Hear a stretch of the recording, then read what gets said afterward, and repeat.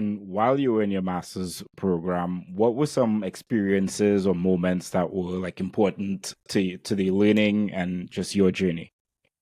I think the difference between undergrad and masters is, again, this is now most people are fully working.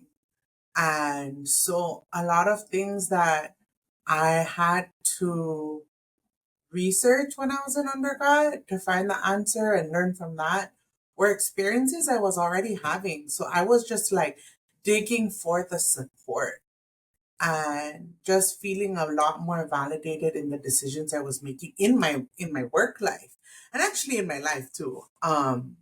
But that tested my self motivation like nothing else because now you're making money, now you're a little bit older, now you have a job, and it's like your time commitments and prioritization are tested on a whole different level. Um, and so that was like another thing. I was like, okay, I just gotta get through this. But um, one of the things I learned is like uh if you want it, it'll just come so much more naturally because when you're going into a master's program, if you didn't realize in your bachelor's or your undergrad of what you were interested in, by the time you're going to invest in your master's, you know what you're passionate about. So it's like you're a little bit more invested in writing and getting your point across and having the conversations about something that you're so interested and passionate in. And I really like the style of like master's programs where they're a lot more focused on what you are um, the school system is no longer trying to give you this like broad experience of you might like this or you might like that. When you get into a master's program, it is really to master on a skill that you're investing in. And that's really what I felt at the end of my public health program.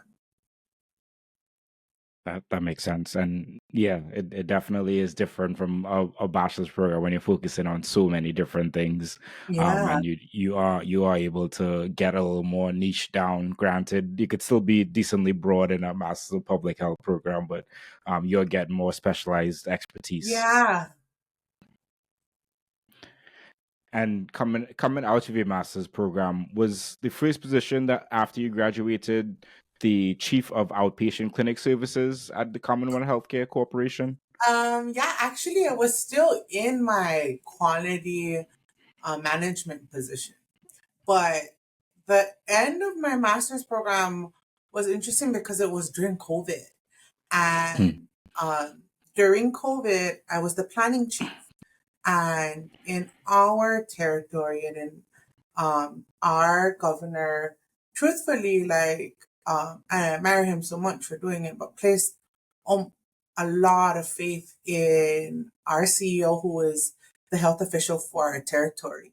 So it was like everyday training, and damn, if Mm.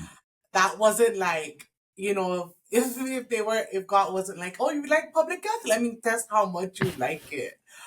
Because it was community clinic linkaging every day with every partner, private, government, here, there, and it was just like that was happening at the end of my program. And so um I was holding that role, which was so public health driven. And I actually, when things started to like dwindle down a little bit and I was going to go back to my regular job, um, I think I like kind of came to a point where I was like, I like what I'm doing, but I felt like I needed a little bit more.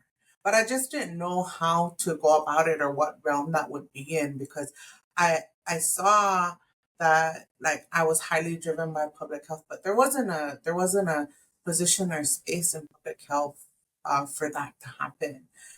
And then I like took a step back. I was like, man, I think it's this like social people aspect. Like I still really like being involved in like helping strengthen things so that the service providers in the clinic can do their best job. But I also feel like I need to see more people because at that time I was running a team of 8, and I was like, I like seeing the community, or I like hearing them, and those kinds of things. And um, so yeah, there then eventually, I think it took like maybe after I officially got my degree, maybe like almost a year, um, that the position for chief of outpatient clinics was handed to me, and or like offered to me. And I was really nervous because I was like, is this what is this what I'm looking for? Is this? And I was like, you know what, let's go, like let's just try. And it really, I felt, um, put a test to how hard, um, driving public health into the doors and into the mindset of, both providers and our community members was going to be. But thankfully, it was in a time of COVID where, truthfully, if you didn't understand how important public health was, or what your relationship was to public health in your personal life or work life, COVID made that happen. Like, you knew like that there needed to be space for public health and health in general, in your everyday lifestyle. So I was just fortunate that that happened when I got into this role.